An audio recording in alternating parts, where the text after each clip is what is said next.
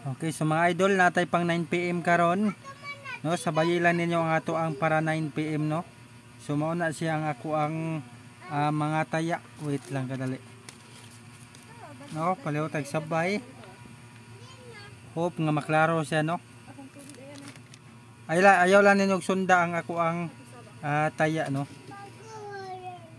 Oh, mauna siya ako ang mga taya. Yan, ang 526 na ko gituar lang gyapon kay mora may makaya jud.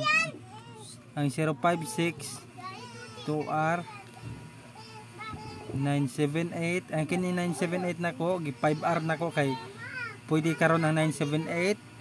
Then ang 341 mga idol akong gi 5R kay guwapo karon, no? Ang 341 din 346. Actually mga idol mo na siya kung itayaan karon 346 2R. Sabay lang yun kung asa inyong ganahan dira kay mao na akong gipang tayaan 361 2R. Ang 671 mga idol 671 gi 50R, no? Na 618 2R dayon 678 50R. So sabayin ninyo mga idol, no? Sabay lang yun sa ganahan. Sige, so mo exit na ko. Good luck sa to inyohan tanan. Then pwede sad mo magkuan. Depende ra gyud kung inyo ning makaya, no?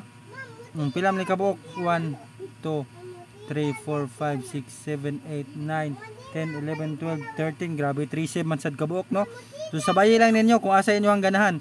Pwede ra kininduha, pwede ra kininduha, pwede ra kininduha, pwede ra kininduha, pwede ra kininduha, pwede ra kininduha.